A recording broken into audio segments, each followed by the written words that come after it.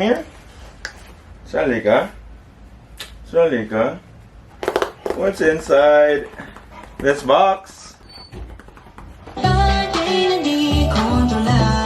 So, this is the Tala Arawan. Jane, may kasamang photo cards! Hala! Ito yung mga photos nila sa loob. Hala ka!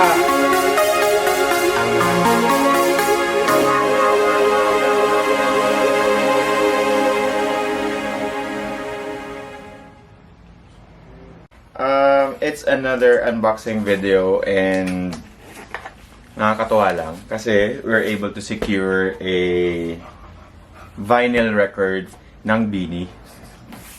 Akalain mo yun? Ng Beanie. Pero gustong-gusto ko din sila mapanood ng live. Sometime around this year, concert season din namin yun. So that was the time that we watched Coldplay, Taylor, and those videos were not published. Hindi ko alam kung bakit hindi ko siya na-edit. Sobrang sunod-sunod kasi yung mga nangyari sa buhay natin around that time. Nasobrahan ako sa gala, hindi ko na-edit yung video. And that video talks about paano mapabilis yung buhay mo if you are watching a concert at Philippine Arena. Dinocument ko kung saan mabilis mag-park. I think it would be best to share this to you guys because I have friends who are going to the concert first time. Maybe kayo din first time. Hindi ka mahirapan kung ano yung mga hacks na gagawin mo within the Philippine Arena. And kung saan kumain, kung anong mas mabilis gawin. And at the same time, i-unbox natin tong vinyl ng vinyl ng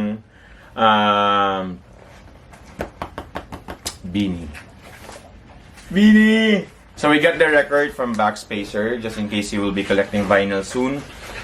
Sila yung nagproduce ng mga OPM artists, mga local artists. So I hope yung Road 21 magawan din ng vinyl soon.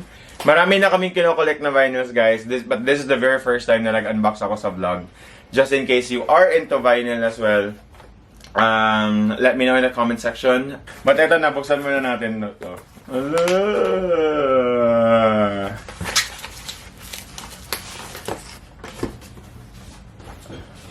Ang na-secure lang natin na dalawang vinyl is Tala Arawan tsaka yung Feel Good. They are priced at 2.9 each yung vinyl. So this is the Tala Arawan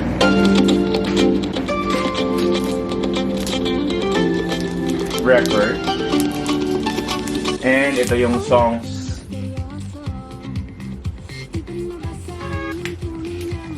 Sino ba yung bias niya, guys? If you don't mind me asking. And anong favorite song niya dito sa Tala Arawan? So dito si Beanie. Dito si Carrera. Salamin, Pantropiko, Ang Huling Cha-Cha, Nana, Diyan Ka Lang. Ooh. I like the smiley face. Ayan. Sabay natin tingnan kung anong laman. Ay, wala siyang inserts. Usually kasi yung mga vinyl records, it's like this. Ganyan siya. Tapos pagbukas mo dyan, meron pa silang malalaking posters, printouts. So this one, lang siya. Meron pala. Ala, may kasamang photo cards. Jill, may kasamang photo cards. Ala. Ayan muna. Ito sa loob, ito yung kasama niya.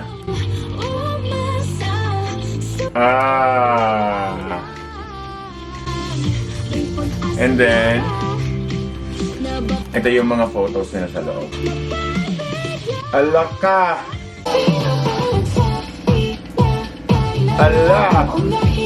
May kasama siyang instructions. You just need to scan before playing the new vinyl. Why? Pero pag, just in case first time mo mag-vinyl, kasi meron talaga akong nakilalang mga ganon na hindi sila nagko-collect ng vinyl before, pero since yung artist nila naglabas ng vinyl, bumili na din sila ng vinyl records, or vinyl player, or turnaround player. Yung stickers yan, alam ko eh. Wala, Anong maganda album nila. yan? Talarawan. Aya, gupahan mo, Day. Katabi pa si Aya at si Mika, oh. And Stacy. Tapos, ano pa bang laman nito? Ay, hindi gatefold. Ang tawag doon? Gatefold. Gatefold. Ano yan? Sticker? Merong poster.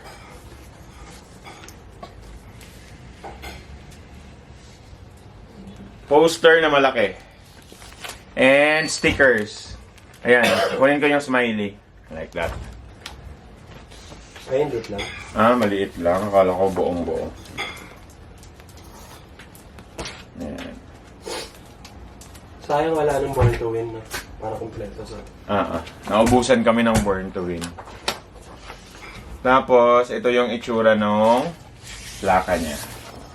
Wow, color blue. Color blue. Ito yung nasa logo nila, di ba? Oh! And it's a translucent, plaka. Ganda, oh. Pakinggan natin mamaya. Meron ding pictures nila dyan sa harap. Ang magkasama sa side A, ay Carrera, Salamin, and Pantropico. Their biggest hits, I think. Parang ito talaga yung nagpasikat sa kanila na sobra. Tapos, ang huling Cha-Cha na dyan ka lang. 6 songs lang for this album. EP lang yan eh. Ano bang favorite nyo dito sa, sa album na to? Ako, ang favorite ko dito, Carrera. Carrera sa side A, Na sa side B. Na. Balik ko lang kasi these are hindi naman very sensitive, pero it's a lifetime collection kasi. Pag meron ka na nito, syempre gusto mo na siyang itago forever, na mapiplay mo siya forever. So, kasama doon yung kung paano mo siya take care. Etong mga lines na yan, dyan sila kumakanta. So, kung may scratches yan, maririnig mo si Mika, bigla na lang, gaganon. So, ingatan mo yun. Talaga. Okay. Next album. May ano pa? Sorry, check. Next album, Pink na Pink. Hindi ba? Feel Good. Lo, colorblind ka. Pink. Ang songs nitong Feel Good album, No Fear. Ano yung No Fear? Sorry. Alam ko lang dyan, feel good eh. Ang alam ko dito, Lagi, which is, Lagi, huwag muna tayong umuwi, I Feel Good. Strings. Side B, Lagi, acoustic version. Strings, dance version. Yung gumaganon si Gwen. Tapos may bonus tracks din sa side B. Meron siyang Up with BGYO and Kabataang Pinoy. Kabataang Pinoy is PBB. Sana yung ano na lang. Bata, paano ka ginawa? Kumanta talaga. Biglang may nag-unsubscribe. Guys, Bloom, subscribe naman kayo. Blooms, kita-kita tayo sa sa Biniverse. Wow, feeling. Manonood ka ba ng Biniverse? Yung question. Sinabi ko na, wala pa tayong ticket, pero baka manonood tayo ng Biniverse. Kasi guys, again, sometime around this month, last year, sunod-sunod yun. Coldplay, Taylor. So, this year, wala kaming nakabook na concert ni isa. Kino-consider ko yung Wonderland kasi mag-ano si Daniel Cesar, pero... Baliktad ako yung date yung isa. Yung Hon.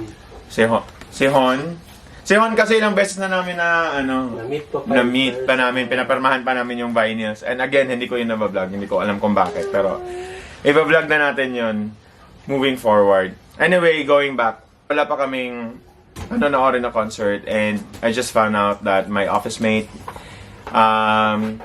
si A, manonood, si Eliza manonood, and some of my friends from Cebu manonood sa Nakyar. So baka magkita-kita kami doon. So manood na din ako. Ano naman, di ba?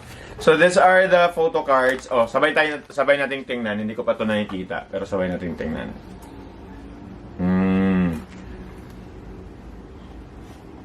Grabe. Wala talagang tapon sa Bini, no? Kahit ano. Ganda ng photo card. Maganda yung photo cards nila. Hindi yung... Hindi basta-basta. Malamang. 2.9 ba naman yung ano? These are different photo cards sa ano, no? Sa ibang mga ano. Oo.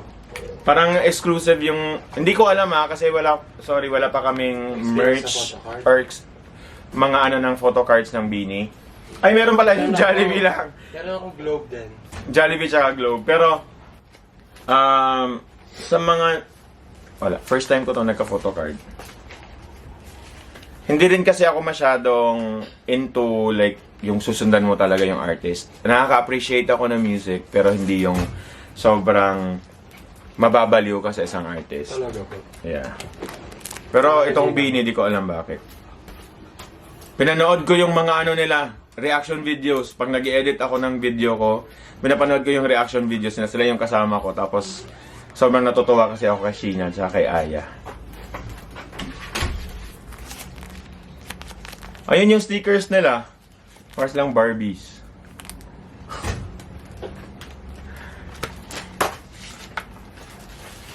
Meron ding poster. This is the poster. Cute. Masaya din pala mag-unbox ng ano, ng vinyl. Kasi, guys, kung makikita nyo, nagko-collect din kami ng Pop Mart. So, every time nagba-blind box kami, nakakatuwa. Na, alam mo yung nasa-surprise ka. So, ito same feeling yung nagbukas ako ng Bini. Iba talaga pag gusto mo din yung ginagawa mo. Or gusto mo yung artist. Gusto mo yung artist. Malamang, ba't ka naman kasi bibili kung hindi mo gusto yung artist? Ito naman, pulang-pula yung plaka, oh. Happy Valentine's. Sake. Tapos, yung sa Feel Good, sa Tala-Arawan, meron siyang photo, ito, diretso lang, Feel Good. Feel Good. Excited ako sa acoustic version. Kasi kahit ang dami kong naririnig about Bini na backtrack, wala. Believe ako sa nila, sa musicality nila. Ang galing nila mag-harmonize. Galing nila mag-harmonize, ang galing nila mag-perform. Tapos, they're true to themselves. Yun yung nakakagustuhan ko kay Bini. Walang mga pretentious. So yun na, nakapag-unbox na ako and sa Bini pa. So, after this vid, ipapakita ko sa inyo. I'll share to you our experience nung concert ng Coldplay. Coldplay was the best concert ever na napuntahan ko. And like any concerts na pinapuntahan ko, I don't set expectations naman. Like, I don't browse kung ano nangyayari within that particular concert para hindi ma-spoil yung experience ko. And that was a very nice experience. Si Bini on the other side, lagi naming tinatry new frontier pa yung sa Araneta. We've been trying to secure. Sobrang hirap talaga. So, ayun. Makakanood na tayo. Para hindi kayo mahirapan, panoorin nyo to. And mag-enjoy na rin kayo. Thank you. Don't forget to like, comment, and subscribe. Ay, ba't ko nakalinos? So, panoorin nyo to.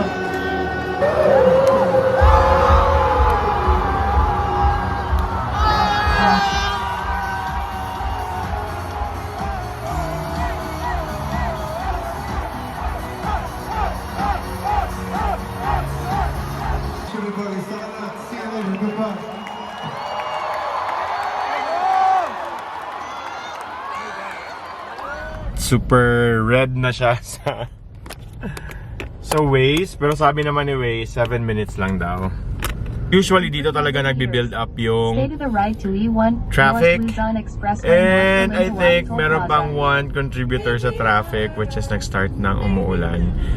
Which is also a challenge kung pupunta ka sa concert scene or sa arena, kasi yung suggested parking kung saan mabilis makalabas is sa outdoor parking. Sumingit doon.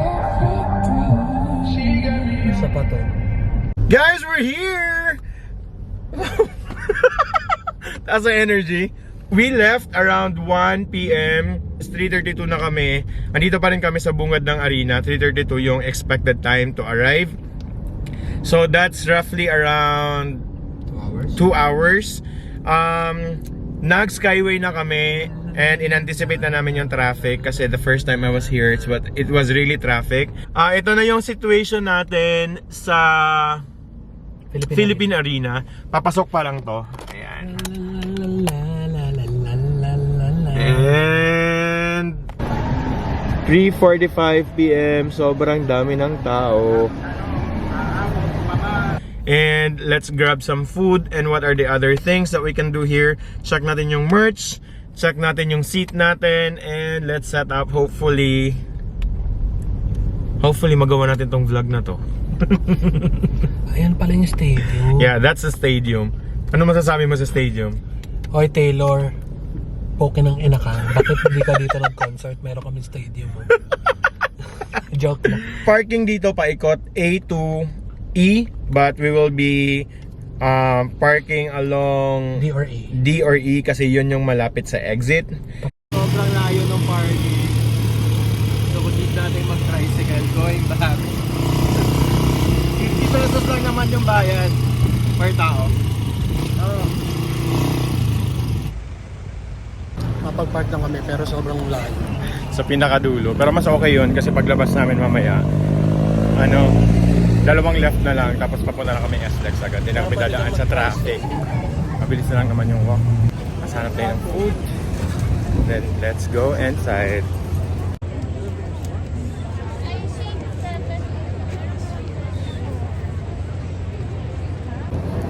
Sa loob ba merong food?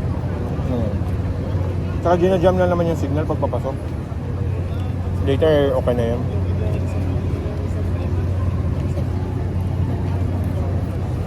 Wala 250 na to.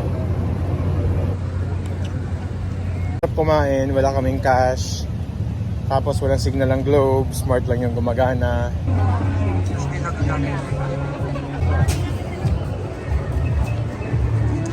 Here we go. Ang haggard. Parang last ko na to dito. Boom. Joke lang. No more cup na din. Wala na rin po. Okay na po tayo dito, sir? 1,300 po. Ganito na rin po. 1XL.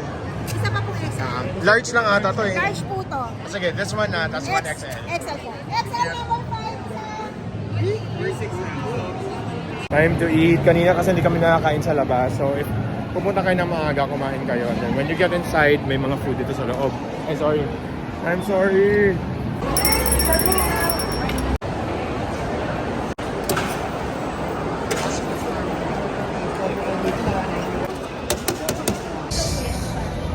$260 here. Oh my God. Bakit? Gulat ka? Sabi Ano? Amazing. Kasi? Pasok dito na ako.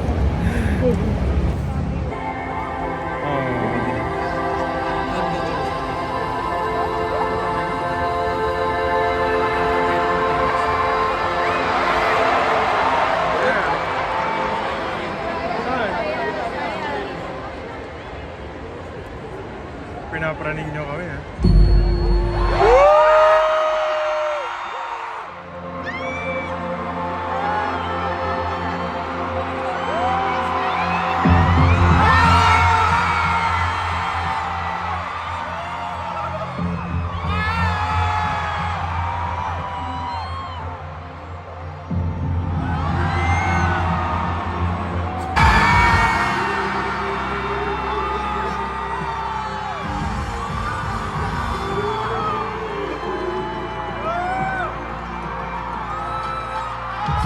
Come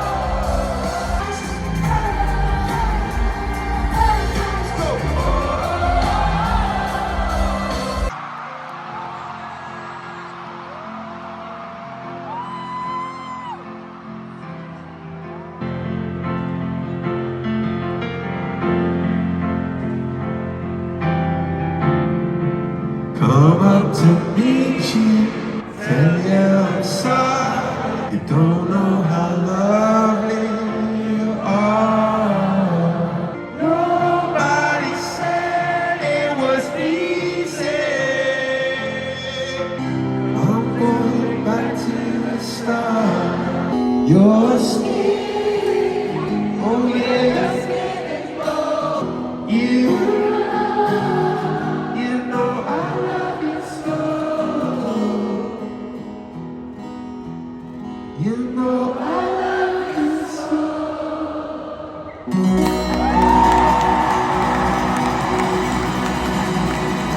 Okay, turn it up, let's go.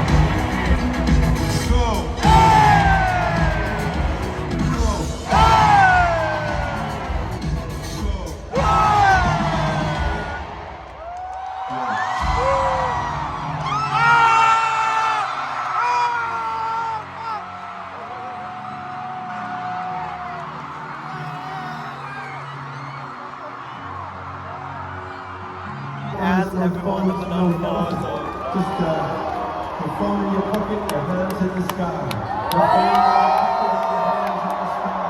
Your phone in your pocket, your hands in the sky. That's the way we're going to make the whole place fly.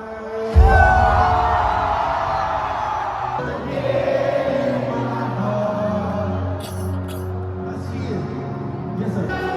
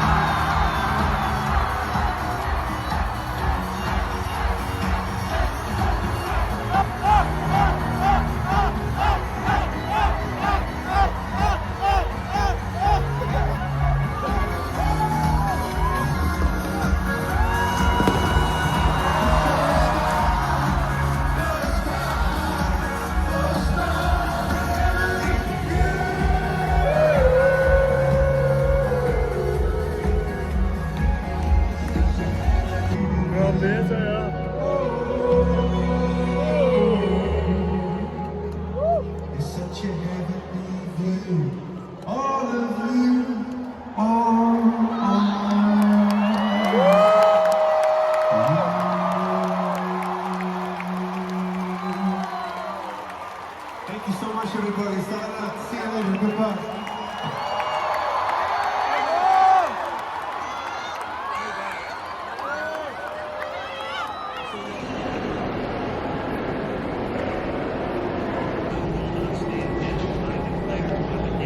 Grabe, straight from Coldplay, diretso tayo to Cebu to celebrate past birthday. Everyone's there, the whole fam is there. Mga apo ni Yum are there. So I'm excited.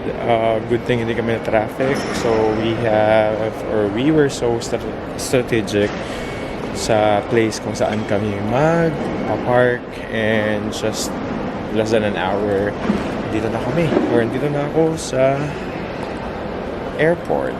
Punta lang ako sa boarding gate para makapag-edit tayo ng videos kasi sobrang dami na nating backlogs.